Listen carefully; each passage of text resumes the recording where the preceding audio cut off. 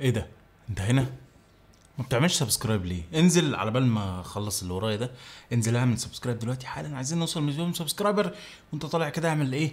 لايك، يعني مش تخسر اي حاجه، تمام؟ بس انزل تحت يعني على بال ما اخلص كده اعمل سبسكرايب ولايك وظبطني، روقني، عايزين نوصل مليون سبسكرايبر يا عم، عايزين اخلص. ازيكم يا جماعه، عاملين ايه؟ اتمنى كلكم تكونوا بخير ان شاء الله. والموبايل اللي معايا النهارده انا بعتبره واحد من اهم موبايلات الفئه المتوسطه على مدار الاربع سنين اللي فاتت مثلا، وهو من سلسله الريدمي نوت برو. يعني من اول مثلا ريدمي نوت 8 برو كان مهم جدا جدا الموبايل ده، انا كنت بحبه جدا، وال9 برو وال10 برو وال11 برو. دلوقتي عندنا الريدمي 12 برو او 12 برو على حسب انت تعليمك عامل ازاي يعني. وزي ما قلت الريدمي 12 برو ده انا بعتبره ان هو واحد من اهم الموبايلات اللي في الفئه المتوسطه اللي الناس بتستناها من السنه للسنه. بتستنى موبايلات النوت برو دي دايما لان هي بتيجي باعلى الامكانيات ودايما بتكون سعرها تنافسي جدا. ولكن السؤال هنا، هل ينطبق على الموبايل ده اهميه الريدمي نوت برو اللي فاتوا؟ خلينا الاول نعرف ايه الموبايل ده او جايب امكانيات ايه. الموبايل هنا جايب شاشه بحجم 6.7 بوصه بدقه فول اتش دي بلس، شاشه من نوع اموليد، وبتيجي بتردد 120 هرتز، تدعم الدولبي فيجن، وبيوصل البيك برايتنس بتاعها ل 1200 نت.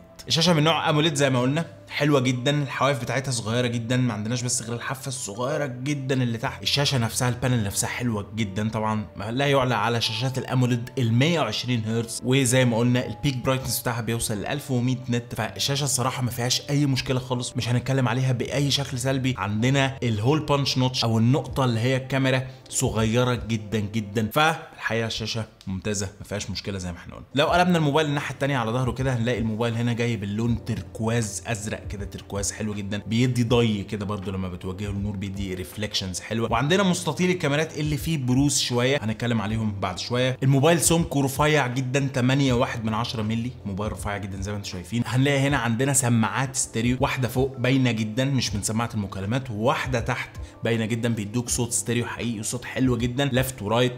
هتسمعوا، تعالوا اسمع لكم الصوت كده في السريع.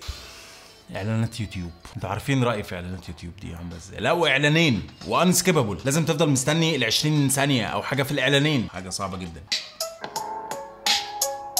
صوت ستيريو قوي جدا.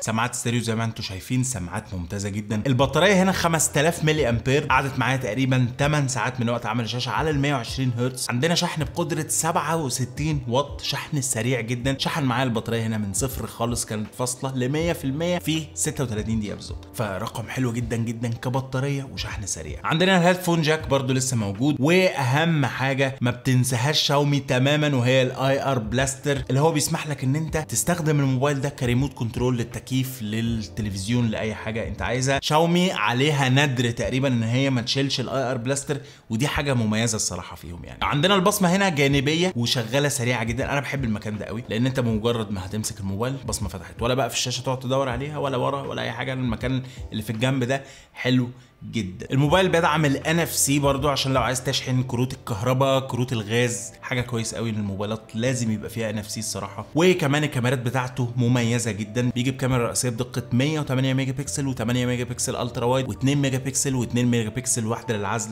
واحده للماكرو. الكاميرا الرئيسيه 108 ميجا بكسل بتطلع لي صور كويسه جدا على الفئه بتاعته السعريه. مش افضل موبايل في فئته السعريه الحقيقه، في افضل منه في الكاميرا يعني كجوده صوره، ولكن ما تفهمونيش غلط، هتاخد صوره حلوه جدا جدا من الموبايل ده، صوره ممتازه. الدايناميك رينج والالوان والتفاصيل والصوره بشكل عام هتطلع كويسه جدا جدا. مش افضل موبايل في فئته السعريه، بس هو واحد من افضلهم الصراحه. الموبايل بيصور فيديو بدقه 4K 30 فريم في الثانيه، دي حاجه كويسه للي هيسالوا يعني في الكومنتات، انا عارفكم. الكاميرا الاماميه هنا 16 ميجا بكسل، مش افضل كاميرا اماميه برضو في الفئه السعريه، ويمكن في افضل منها. الكاميرا الاماميه البروسيسنج اللي بيطلع منها مش افضل حاجه. تعالوا هوريكم الكاميرا الاماميه واحنا قاعدين كده، واحده عاديه وواحده بورتري الناحيه الثانيه، شكل غريب قوي انا حالي ده. زي ما انتم شايفين الكاميرا الاماميه بتنعم الوش زياده عن اللزوم، بتعمل له بروسيسنج، ولكن الكلام ده بيتحل تماما بجوجل كاميرا. لو نزلت الموبايل ده جوجل كاميرا هتلاقيه في حته ثانيه خالص. ونيجي بقى لاخر نقطه مش بيتميز بيها الجهاز ده، وهي المعالج. المعالج هنا سناب دراجون 732 جي، المعالج اللي شفناه من 3 سنين تقريبا. يعني الريدمي 10 برو تقريبا كان نازل ب 732، والريدمي 12 برو نازل ب 732 جي. طيب هل المعالج ده وحش؟ المعالج ده ما اثرش معايا خالص في اداء الجهاز، خصوصا مع ال 120 هرتز بتوع الشاشه هتحس ان الجهاز سريع جدا. ولكن بيجي في حاجه مثلا زي الجيمز، الالعاب، لو لعبت عليه بشكل مستمر لعبت ساعتين 3 هتلاقي الجهاز دفي شويه او سخن شويه من المنطقه اللي ورا الكاميرا كده هنا، وهتلاقي ان مثلا في فريمين 3 كده اتعمل لهم دروب وانت بتلعب. بس ده لو قعدت تلعب ساعتين 3 4 ساعات متواصله على الموبايل ده. مش معنى كده ان المعالج وحش، ولكن انا كان نفسي ان شاومي تحدث شويه من المعالج ده. خلي بالكم دي نسخه ال 4G.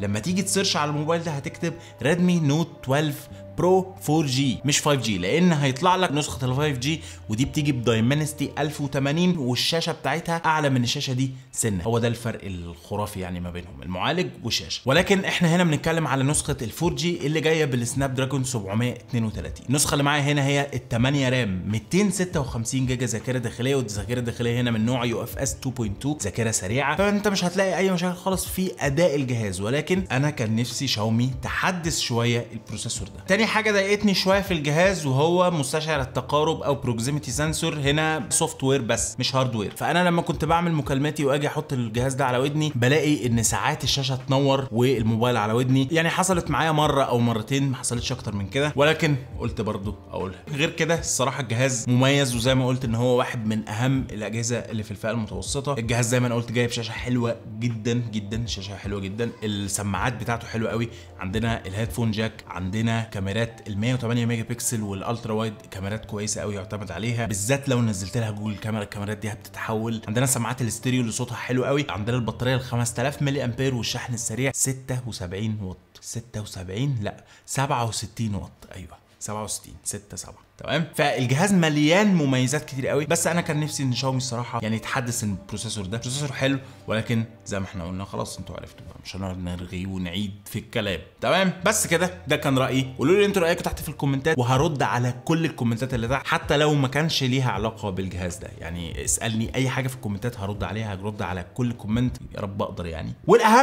والاهم ان انت تنزل تحت تعمل سبسكرايب دلوقتي حالا، وتعمل لايك دلوقتي حالا للفيديو ده لو عجبك، عشان عايزين نوصل مليون سبسكرايبر. انزل تحت اعمل سبسكرايب دلوقتي هتلاقي زرار احمر كده دوس عليه هتعمل سبسكرايب، مش هتخسر اي حاجه، سهله جدا يعني، الموضوع سهل جدا. بس كده كان معاكم محمد سامي، اشوفكم في فيديو جديد ان شاء الله. السلام عليكم.